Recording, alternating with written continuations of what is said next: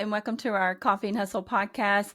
Today, this is such a passionate type of podcast that you are just going to enjoy. Tune in and listen in because we're going to talk about find your path to lasting emotional well-being. And what I mean by that is to become an emotional investor, not an emotional spender. And I think that's such a great way to look at things a lot of times, especially today. And what we're going to talk about is investing in your emotional well-being. And so it's so crucial and fulfilling in your life now. And I think as we get older, we start kind of reflecting back and looking at these things. And our younger generations are really more in tune to what's happening around us. And rather than spending your emotions impulsively, and we're learning how to and invest them wisely.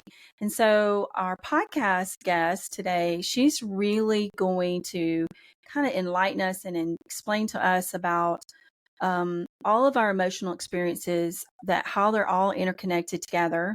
And she's going to introduce herself to that holistic approach and that well-being and how it works and how she works with clients to build that deeper understanding, our bodies and minds and how it's all connected. So I would like for her to introduce herself, tell us a little bit more about her business, what they do, and what they offer. So take the mic, Sarah, come on onto the podcast and tell us all about you. Awesome. Well, I am Sarah Gwin. I am a therapeutic coach for Huntsville Integrative Therapy. I also have an office in Florence, and that's Renaissance Mind and Body. I have a lot of clients in Huntsville, though. I'm very passionate about that community. I work with individuals and couples and families. So I do a lot of nervous system regulation. I also do somatic work. I'm a trauma-informed weight trainer as well. So we will take your fight, flight, freeze response and put movement with it, right? So, if you're a fighter, we'll do things like rowing and farmer carries after we verbally process, right? Your freeze response, we're going to do like big movements, that kind of thing. With couples and families, we work to build agreements and boundaries. And how can we listen to understand? How can we create? How self-aware are we, right? We talk about that emotional investment. I think of it like a bank, right? Are we making deposits, or are we taking withdrawals from our partner and from our relationship? And so we learn together. We're teaching each other, and hopefully I'm creating a safe space and container for clients to feel like they can get really comfortable with themselves and really move from that place. So. Well, I want to talk about something that you did just say, and that was the balance of that emotion. And what did you say? Something about the nervous system. Mm-hmm. I thought that was pretty interesting. It's the way that you guys are doing things. It's just so natural. You're using the word holistic. Mm-hmm. So there's no real medication in the therapy. It's more of that tune in of what's going on with you in house, right? You're in house. And you said something about the bank. So there was that part of the article that I thought was interesting, and how they compared it. And you guys did it on your website. You compare it like a 401 investment. Mm-hmm. We put $100 in and expect money back, right? Right. Or we take a loss.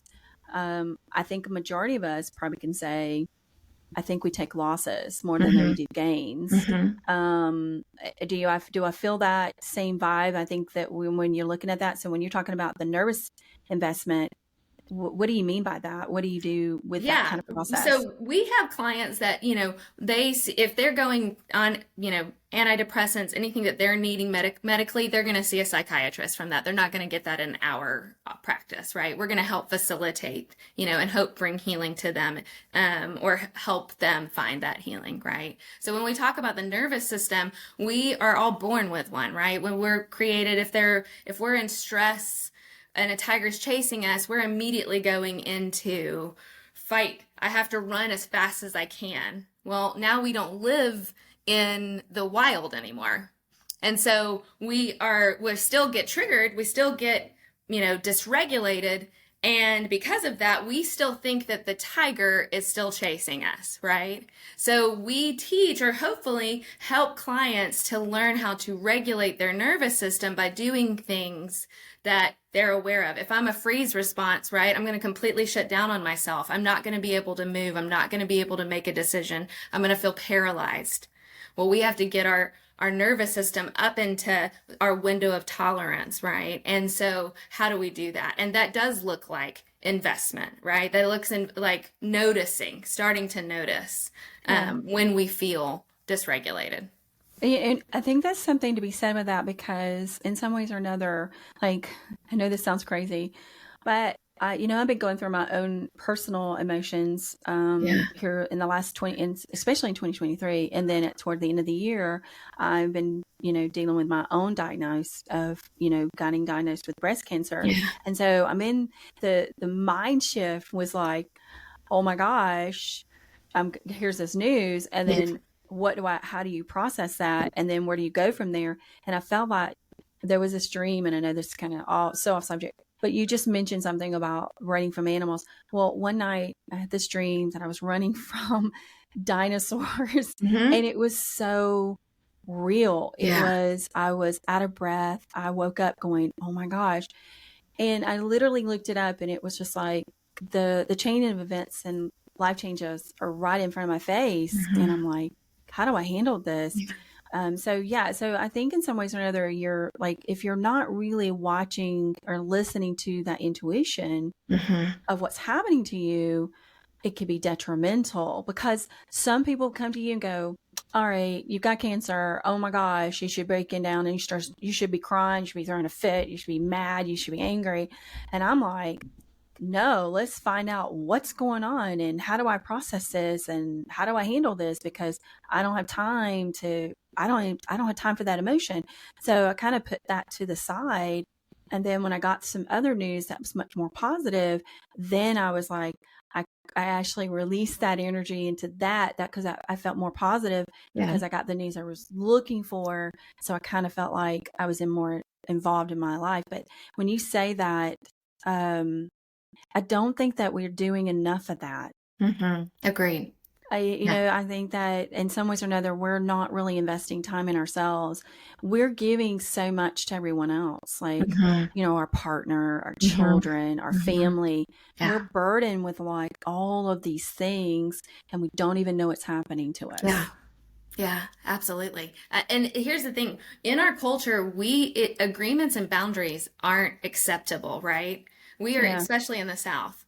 We're supposed to give, and with females too, right? If you're a mother, females have to give, and we are expected, right? It's not all gender. I mean, it's not all females, but a lot of times in the South, it feels that way, right? Yeah. We feel as if we have to give. We have to stay later in work. We have to, bring home the bacon and fry it up in the pan. And having boundaries, I can do that because of how it's going to make you feel, right? Yeah. If it makes you feel okay, we'll be all right.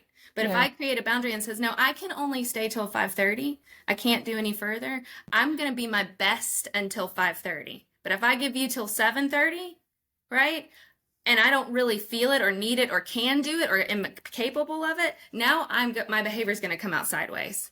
So Yeah, well, I was going to say, I saw a podcast that a lady was talking about her percentage. Like, I don't know how to explain it. Like, if her husband says I'm at 25%, then she would pick up the other percentage. Correct. Yeah. It was a one-on-one partnership, and they would sit down, and then if their bank, I think it's what it was their bank. They called it their bank. If their bank was at 15% or she was lower than his percentage, they literally would sit down together and do it together. But you made a very good point. So, in some ways, we may say the stigma of Southern women. We were taught as young girls that if we didn't have anything to say, keep it yourself. Yeah. It was improper to say something bad about somebody, or, you had an opinion about something, you kept your mouth shut. Yeah. We were the servers. The men ate first. The women cooked, cleaned, and served their men. That's it. Yeah. It was expected for women to get married right after high school. And so there was that expectation of that's what we were drilled over and over and over. And we were also, our lifestyle was always picked for us. Like we were told that we should marry a man with Mm-hmm. money, Mm-hmm. that we shouldn't, we didn't have that. No one said, go get an education, Yeah. go get a college degree. Mm-hmm. You didn't have that. Right. I was like, I'm getting to school, I'm going to college. I'm not getting married till I finish college. You know what I mean? I was like, Yeah. I broke some of those barriers because I did not feel that that was me. Yeah. However, I was very quiet until one day I just had enough. And I was like, you know what? I'm going to say what I have to say because now I can say, no, I'm not Mm-hmm. going to do something. I'm okay with that. And so I've learned just to go, nope, that's not going to Mm-hmm. happen for me. Yeah. No, you're not going to be a client for me. No, that's not going to happen Yeah. today. I feel like when I've done that, because I was listening to some people saying, if you don't get whatever is bothering you out, it is going to hold you back. Mm-hmm. Mm-hmm. And I felt like, okay, it's time for me to express myself. I'm going to say Yeah. what I have to say. Yeah. So, in some ways or another, I think I agree with you on all those aspects, especially when it comes to certain things and certain things that we are as women expect. Mm-hmm. And so, I think there's a point in time where we're like, we want our life back and our Mm-hmm. identity, we want it back. Yeah. Yeah. And once we get it, everything else falls in place. Yeah. Well, it's not a selfish thing, right? To want that. No, And no, we're taught that. And I think, that goes with all humans. And but especially women is if we have a voice, right? We have a say, it becomes it's a selfish thing. And what I find, especially even in couples, is women will stay quiet or the man will, or what if, same-sex partners, it doesn't matter. It gets to a place where now I'm hoarding my emotions. Now it's a trap, right? It's not fair to my partner now that they have to pretend and play games because they don't know what I'm feeling. Yet I've been taught I can't say it. And so now my behavior is coming out other places. And so the truth is how do we create a way to be able to stay in our integrity? I talk about this all the time. How can I stay in my integrity? How do I stay in my peace? That looks like nervous system regulation throughout the day. And that looks like clear communication. Clear is kind. If I'm clear with you and I'm direct with you and I tell you from the story I'm telling myself, the way I feel about this, yeah, I don't think I can do that today because I'm not going to give you more. Now, if I give you more than what I have, I'm resentful. And now I've got a tally sheet, right? Especially in partnership, well, I did this, this, this, and this for you. Right? And now you want me to do this? Well, no, I did it because you asked and I said yes. Right? And so I think that's really pivotal for us to start going. It's okay to have boundaries and agreement. It's actually so loving. but that's that part when you go, amen. Mm-hmm. Amen. I hear Uh-huh. you Yeah. because I think there's a part where you're like, when you come to someone that has the knowledge you have, it makes sense of all the thoughts that you were thinking. Like, Yeah. you know that it's Yes. there and you know that you're suffering from it. You Yes. know down deep, you're like, oh my gosh, how do I do, like, how do I handle these emotions? Because just like you said, if we are not able to release that, if we're not able to say what we feel here Mm-hmm. and we hold it, not only is it unhealthy, we start deteriorating, our health goes down, stress factors, all of our things that we think that we can control internally starts getting out of control. Mm-hmm. And I think that coming to someone like you, knowing the fact that there is someone like that it's not just about medication, it's Mm-hmm. about your mental and how do you express that? Is the partners usually receptive to that? Are they able to go, wow, I didn't realize that? Do they have those moments, or how do they normally handle that once somebody releases that in one of your sessions? What Yeah. is that? Yeah, we have to reframe it, right? We have to reframe. A lot of times we want to be like, well, you and I don't like, and I want, and so it takes a person to be able to go, hold on. What do you think they're saying, right? Let's talk about how it feels. I feel misunderstood and sad when you ignore me, right? Now the partner can go, does that make sense to you? Like you don't have to agree, but does it make sense? Well, that makes sense, right? That's a full statement. That makes sense. I didn't agree, right? We were talking about how your body, right? That's why somatic tools are so important. So we're women, and again, I'm going to go back to women in the South, are scared of anger. We're scared of rage. We're scared of that emotion. And I will say some men are too. And so I teach, it's a safe place for you to be able to get it out. Anger turned inward is sadness. So if you can get that feeling out of your body, I'm feeling upset and I'm shoving it down. Now I'm a pressure cooker. I'm feeling upset and I'm shoving it down, right? So if you can come into my office and we can slam a 25-pound pancake, or a sandbag, and I can say, I really felt misunderstood by my mom, and you're just throwing the pancake down, right? You're suddenly starting to feel all that release out of your body that you've held in for so long. Do you think, in some ways or another, when you're emotionally investing into something like this, what ages are you starting to see more and more people? Like, are you seeing that younger generation more than you see the or the middle to the older, or are you kind of seeing that age group that's between the 25 to 35 group? Like, who is that audience to you? Like, how do we get those people over to you? Because I think that's so important to know that there's not a limit. Mm-hmm. Yeah. There is no limit. Yeah. So I have late teens up into their 60s and 70s. We have other practitioners and clinicians that are working with younger.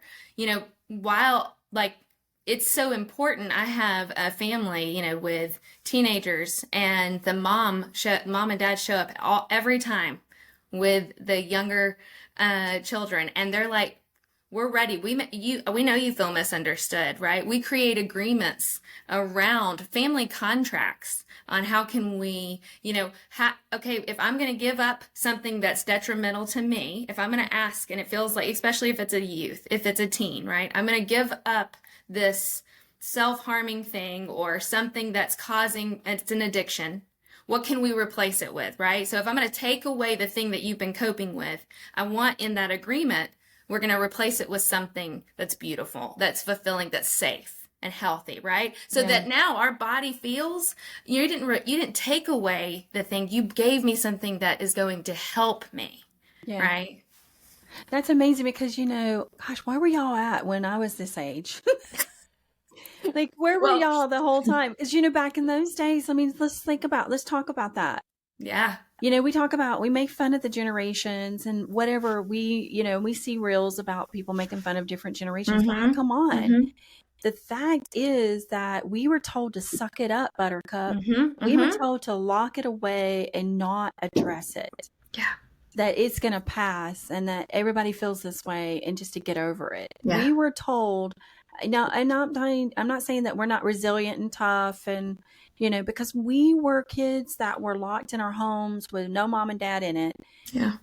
Trying to eat something from a can, you know what I mean? Mm-hmm. And so that survival instinct of what we were brought up in when we grew up was those commercials at night going, do you know where your children are at? You know what I mean? I remember those commercials. I do too. Right. And at the end of the night, of course, the American flag played and then the TV station was static. Mm-hmm. But however, and we know times have changed, right? We know that we're trying to feel more. However, when we talk about these things, we're starting to see not only are we dealing with these things and the things that you're trying to help do, but we've got a real problem with our mental health here. Mm-hmm. We've got a huge increase and it's all ages. It's not just the older generation. It's not just the younger generation. We're talking about every age. And I'm thinking that COVID pretty much had a lot to do that. Yeah.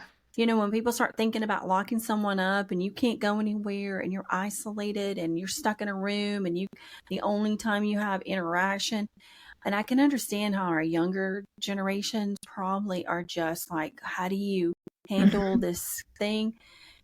But don't you see that are you seeing that increase because of that? Or was this something that because you guys are offering something that's so uniquely different that people are going, wow, this is just a great way to really feel like we're in control of our emotions? I think people are just now we're all connected, right? We have information. Our parents didn't have that, right? So they didn't have the tools that we have today. But the thing is we can't bypass the sadness and anger and fear and trauma that we gathered from their lack of tools, right? And so we want to give people an experience to be able to heal from that and find peace from it. So we are seeing people just because when we were locked down for so long, and it's why you had a pandemic and an epidemic of divorce, is because the truth had to come out, right? We had busied ourselves so much that we could distract it. Well, now everyone's desperate. They're like, no, we've gone feral.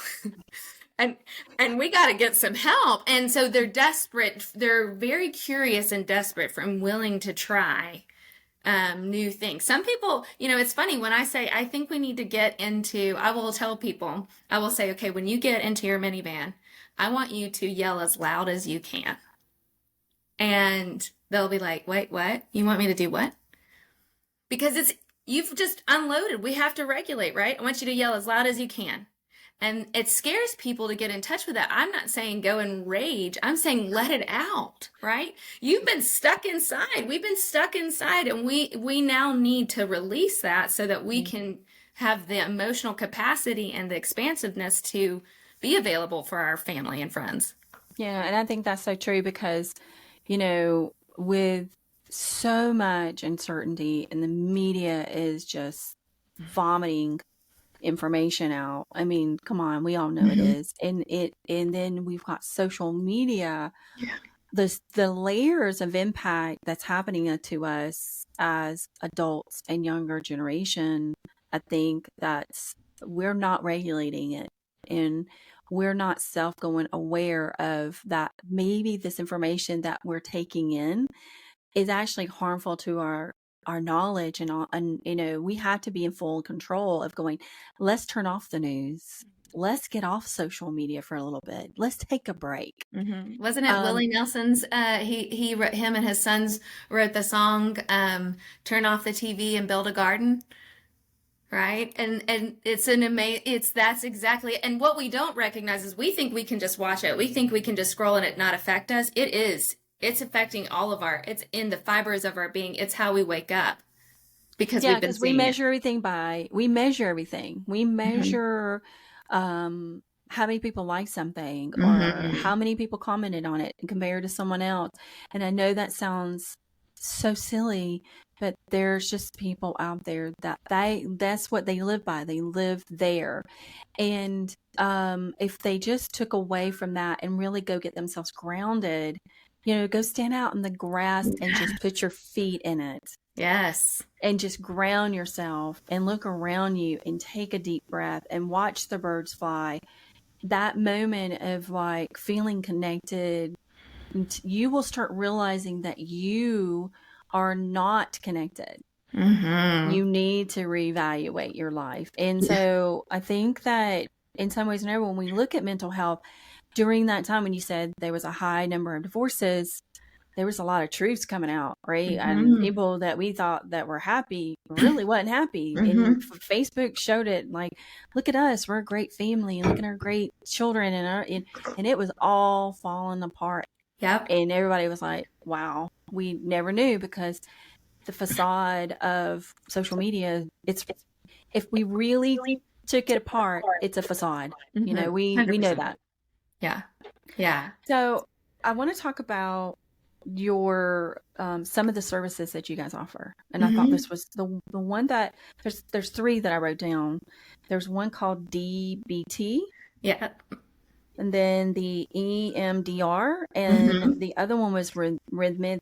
I may not pronounce it right. Rhythmic exercises.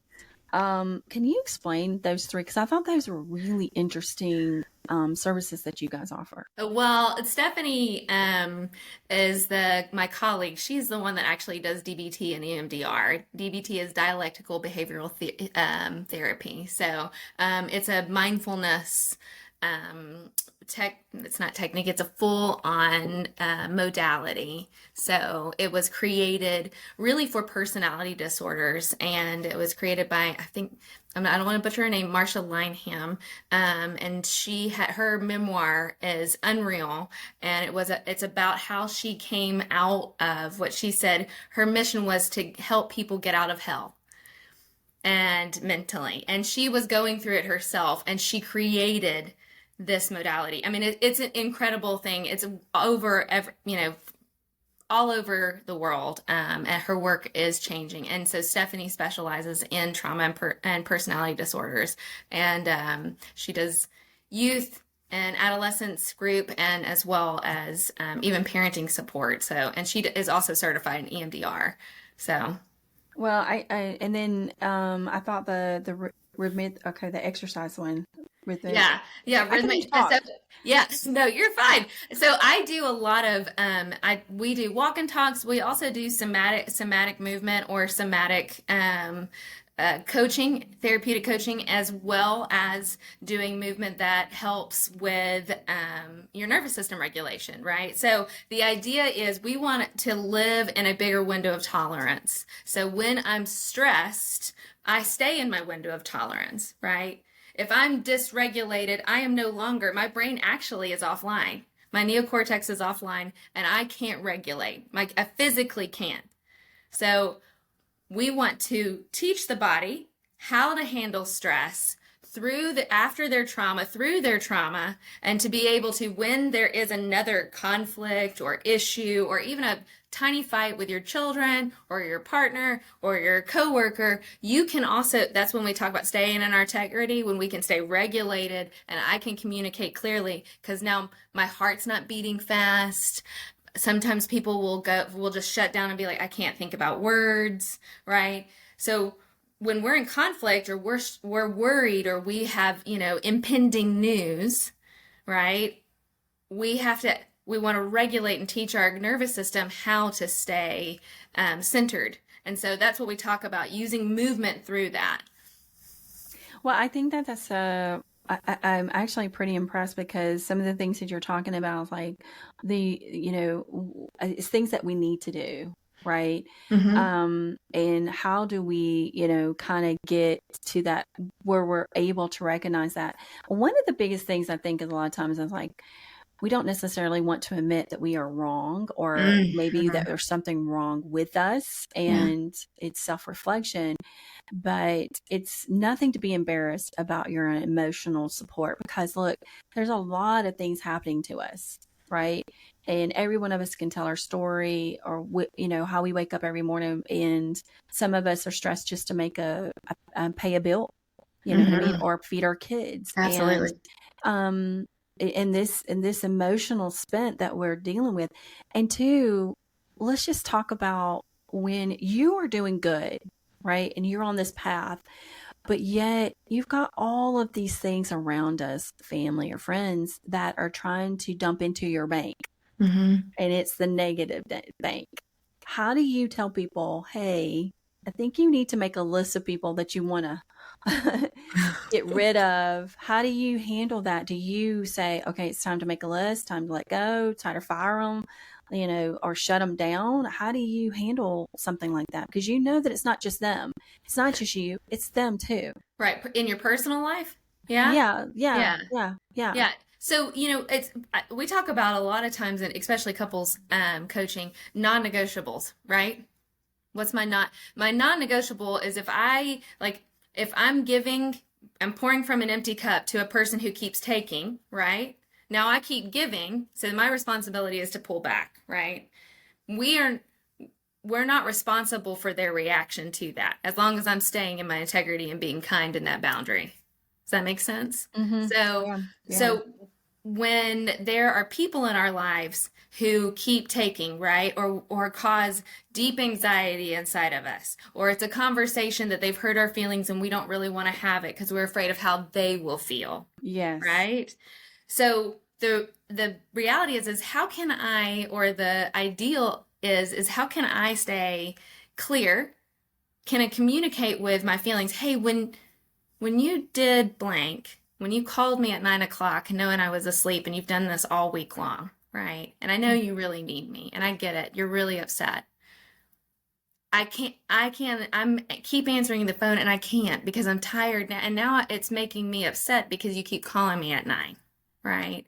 It's not your fault. I haven't told you, but now I'm telling you, hey, if it's after 5, I can't take the phone call. Yeah. They'll either respect that or they won't. And if they keep calling at 9, now we have to have another conversation, right? Yeah. Yeah. Yeah. So does that answer the question? Yeah. I mean, I think at some point in time, it's like, how do we confront those things that have the tremendous amount of effect to us? And do we also, I think, self-sabotage ourselves a little bit? Yeah. I think in some ways we get depressed and then we start thinking that we're not good enough or the life is not going to get better. We can't see in front of us. And sometimes we have to figure out how to clear those emotions. And I think that with your program, I think that is such an incredible aspect because, you know, I like the holistic aspects of things because I think that we can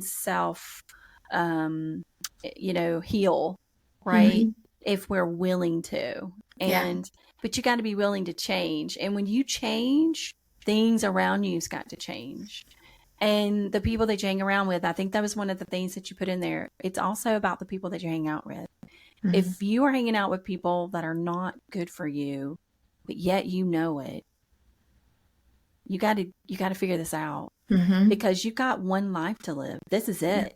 Yeah. And how much of that are you going to give, right? And what are you trying to do with your life? And if it's just constantly causing turmoil or frustration and anger and anxiety, that negative aspect is, as people come to you, you feel like they're and I'm not saying incurable, but you're like, wow, you're in deep. I mean, you know, if they're willing to keep showing up and they're coming to the mat and they're willing to do the hard look at the pain, right? Right. If they're willing to do that, I don't think it's, you know, we may have to like call in other colleagues or other professionals or other people, right? But I really do believe in the power of, if you're willing and you're introspective and you're willing to hear it, do the work, and it may not feel good. You know, I do a lot of inner child work. A lot of times that little person inside of us, the reason why we keep the people around us that aren't healthy for us is because as we grew up, probably our primary caretakers, there were things about them that feel familial, those people that aren't healthy for us, and we want them to see us. That little girl inside of me, you know, please see me because my mom didn't see me this way or my dad didn't. So I'm going to be enough. And so we will outsource our worthiness to other people and keep them around because we just know that one of these days they'll choose us like we wanted our parents to choose us, right? And oh, wow. I think that's spot on. That is so spot on. So I saw this diagram the other day and I thought it was pretty funny, but it was like very almost true. But it said 0 to 18, there's your childhood. And then it says 18 and up, it says we're kind of refiguring out the childhood. We're like the trauma of childhood and we're trying to figure it out. And I want to tell people that it's never too late. Yeah. You don't have to just suffer through life and you don't have to take on other people's burdens, you know, and I don't mean to say that ugly, but if you're not healthy mentally and physically, and you're not mentally and physically strong, how are you going to be there for someone else? And I think that's so important. And your therapy, the sessions that you guys put together, put people in making them see the light, you know, that they knew it. They had intuitions that it probably was there. They just didn't know how to get there. And you guys give them that guidance. Yeah. You know, that intuition of that. The whole time they've been probably thinking about it, you're probably sitting there going, I know you. Right. Well, you know, it's painful. It's painful to have to recognize. We want to avoid. I do believe, and I know this to be true. If you're going to do trauma work, you have to do grief work. Right? If we're going to, we have to grieve it. And there are so many things that we grieve. And it's not just death. We grieve the loss of a job. We grieve the loss of a marriage. We grieve the fact that, our friend couldn't understand us. We grieve it. We grieve. And that is part of it. And when we complete that emotional cycle, but most people have a hard time wanting to go towards that pain because it is hard. It is painful, right? Yeah. And so while hopefully we can say, hey, listen, it's not going to be as painful as you think, and we can take that little girl or that little boy inside of you, we can recognize and let's reparent. You can reparent. What is little Sarah? What is little Carla wanting, right? What does she need? And let's do that now, You make me want to go into therapy right now. I mean, it's a fun time. I have a fun time. I'm probably going to call you now. Come on. What does Carla want? You know what Carla wants? A vacation. Hey, well, little Carla, and here's the thing that's funny is because I will say, okay, hey, listen, right now it feels too much for you. Like, let's not go into, let's find a fuzzy blanket. Let's find something that feels really soft and good. Let's watch a show that you need to, and let's just drink some water, right? Because sometimes little Sarah just needs to be comforted, and that's okay, because that's maybe what I needed and it didn't get, right? I like you. Yes.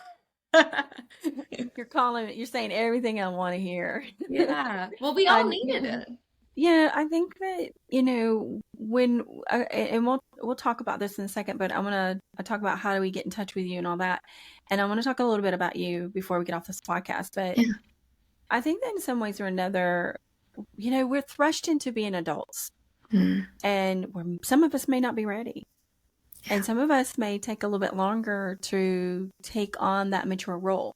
And one of the things that I noticed is, okay, both my parents passed, especially I was really close with my father. And so there was something that kind of made me think about something, you don't know that you're like your parents until they pass. And then you realize, oh my gosh, but there's things about your parents that you don't want to be or don't want to repeat. And you have to recognize those things. Like you have to go, wow, I don't want to be that person. And it may take you a while to realize, gosh, I shouldn't be so angry at my child just because she wants some ice cream and you're busy doing something. It's really just something so real about that. We all have that inner child in us. We may be, I'm going to tell you, I'm 52, but there's a part of me that still's like, I feel like I'm still 18.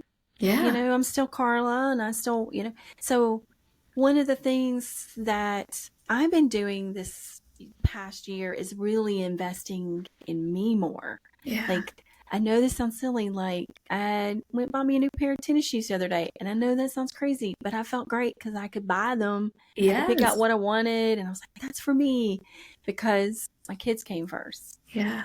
Yeah. That's beautiful. They got, when they were at the house, they were taken care of. Yeah. And so I wore the shoes with the holes in them. And then I was like, wow, I need to make an effort to go get me some tennis shoes because I need some, because my ones have holes in them.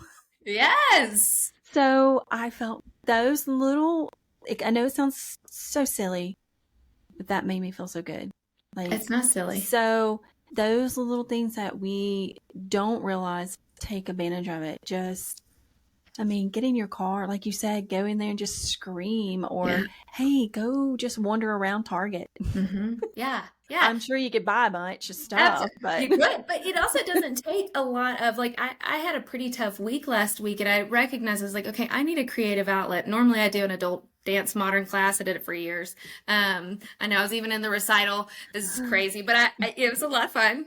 Jazz hands, right? And so I got my guitar restrung and I set up lessons. So I'm going to learn. I know a little bit, but I want to really learn how to play. And for me, right? And now I can say that speaks from a place of privilege. I have the resources to be able to do that. But if I didn't, and there's been times in my life where I haven't, and it's the tiny things, right? It doesn't take hundreds of dollars of therapy. It doesn't take, copious amounts of time. We're talking start small, right? Just start noticing, why am I anxious? What does my body need? How can I give that? Can I drink some more water? Can I pause for just a minute? Can I give myself 3 minutes to like regulate, right? Can I listen to a good song? And, dancing and shaking pulls Yeah. all that. Like we teach clients, when you have Yeah. an adrenaline, we shake, right? We Yeah. shake. And so it pulls it all out of your body, right? And I love it. so just doing little things like that, buying some cheap chapstick that makes your lips feel, amazing. Those are tiny things. Well, I'm going to tell you. So, you know the movie Runaway Bride? Mm-hmm. And a great movie, by the Yeah, way. love If it. anybody's, it's got, was it Richard Gere? Richard Gere and And Julia Roberts. oh my gosh, I love that movie. There's a part in the movie that everybody should watch. And remember the part where he says to her, "Do you even know how you like your eggs?" Uh-huh. And she didn't even know. So what she did is she cooked different eggs, like, poached eggs, scrambled eggs, cheese eggs. And I was like, when you were saying that, you got to know who you are. Mm-hmm. And I'm going to tell you the other day, I was like, and it's silly, but I was craving some mac and cheese. And I was like, I'm going to cook me some comfort food. I'm Yes, going to girl. make me some mac and cheese. I'm going to put me some extra cheese in it. And I'm going to eat all that mac and cheese. It was mine. And it was Yes. my, and I was like, I felt so good just to do that little thing like that. So it is, we have to start paying attention to the Yes. little things, the things that make us who we are. And as we grew up, that makes us happy. We can't Mm-hmm. forget that. We can't forget being that we were children. We forget that sometimes. We forget that has spilled over into our adulthood, and we need to hold on to that. Like you said, grab that blanket, Mm-hmm. wrap yourself up in it, go watch some Netflix, take a minute. You know what I'm saying? And Yeah. so that is so human in us. And I think that we've used other things to regulate that. And that's the TV, news media, social media, that we have replaced that with not the emotional side of things. And we just got Mm-hmm. to put those back in order. Listen, I have to tell you, I'm all about it, but I want to talk to you about you before we get off the podcast. So Okay. I want to know, we talk about all these things and the things that we're talking about right now, but how do you go about, like you said, you had a tough week Mm-hmm. and you have to figure out how to take those emotions and all the things that people are doing to you and saying to you. How do you handle that? Like, is it something that you notice or like there's a trigger and you're like, okay, I need to get back in order because I have to be good because I have to Mm-hmm. be. Did you do that too? Is that how you Oh, handle that? absolutely. I will, and I say this to client. If I'm expecting you to do it, you best believe I'm gonna do it, right? Yeah. I have a mentor, I have a therapist, I have people, because here's the thing. I got into this work because I want to be the best version of myself, and I want people to also have that experience, right? So for me, I know I got to get under a barbell. I have to be working out and lifting heavy. I do, or I am a feral animal. And I have to pray and meditate in the morning, right? That is, even if it's 5 minutes and I've over snoozed, I will do some 5 deep breaths. I will say my mantra and the thing that I'm trying to get out through the day while my coffee is getting prepared, right? Even if it's just 5 minutes. And then throughout the day, I will try to do some somatic work. That may be yell in my car. It may be throw the pancake, right? Because I got to get it out. And then at night, I usually go to bed with like a yoga nidra or something that just helps my whole body relax, right? Mhm. So for me, it is the noticing. And I haven't always been great at it. I have learned, and it took me a long time. And healing little Sarah has been my life mission, and now I just adore her. And then how did you get, like, where did you come from? And then how did you get into this? Like, Yeah, because I can see all your passion. Like, you have a lot of passion. And you yeah. got to have a lot of passion. You got to have a lot of energy. You got a lot of passion because you got to hit those sessions with just this whole, like, I want you here and I'm here for you and I'm the supporter and I'm your leaner, I'm your teacher. And Yeah. you know, how did you get into this? Because this can be hard. Yeah, it can be. I actually started as a personal trainer for women, and then I was a birth doula. And I started working with women, and I had a personal training studio. And so, and I have, in the little tiny town in Alabama, it blew up. Women wanted to work out. And while they were working out, they wanted to talk. They wanted to, it's like, so I tell people, when you go, you want to talk to your kids, you want to know what they're doing, go build a sandcastle and have a conversation. Do something fun and then start asking, and then see what happens, right? So Yeah. women start working out and they want to start talking. And they would say things and I would go, okay. So, you know, and we would just kind of have this. So then I moved from that and I started a 501c3 with a couple of other women called Conquering Life. And it was an empowerment conference and nonprofit organization to help women in the South find their voice. So we had speakers come from all over, and I didn't know what I was doing. I just knew women needed a place to feel like they could feel safe. Yeah. So we had over 100 attendees.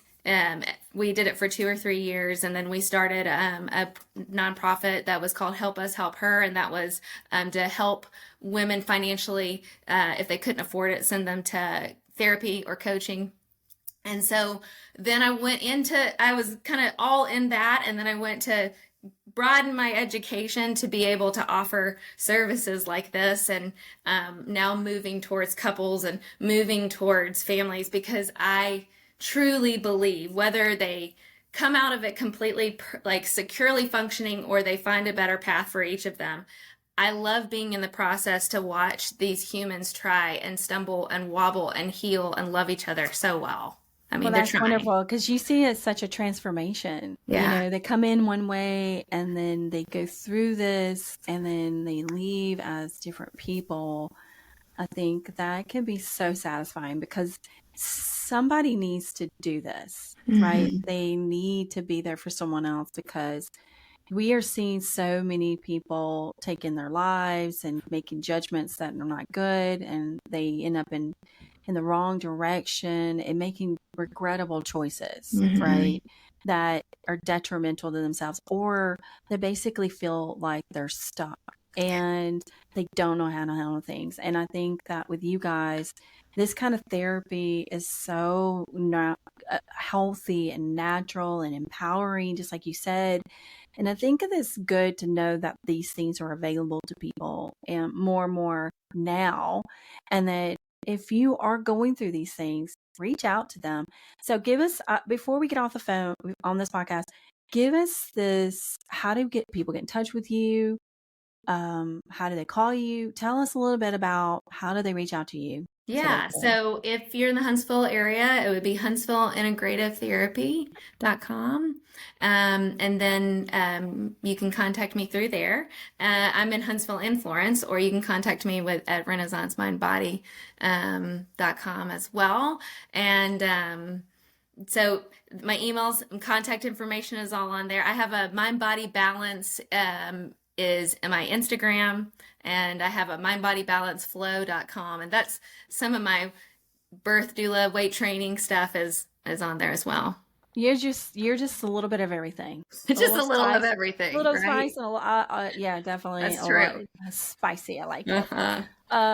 So I welcome you on our podcast, and so informative, so much information. I hope that whoever's listening gets something out of this, and that they get the hope. Don't be afraid. Don't be afraid. I think sometimes we're afraid, and we've got to stop being afraid. It's pick up the phone, call somebody, get the help, get that help that you are looking for.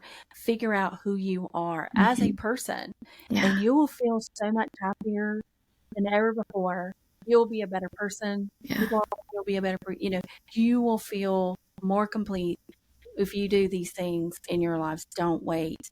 Don't be 90, don't be 100 years old and figure out, oh my gosh, I should have been doing these things the whole time. So have your light now, find the light, get there, and welcome to our podcast. Thank you, Sarah, for joining us on the podcast. I hope you enjoyed it. Thank you, Carla, so much. I love what you're doing. I appreciate your work so much, and I'm so grateful to have been here. Well, I adore you. We had such a great intro and so fun to talk to someone that, Yeah. Southern girls, we're like, That's we right. rock it. But anyways, thank you for your time. Enjoy the podcast. We'll see you guys soon. And can't wait to see you again. Thanks. All right, see ya. I'm doing the.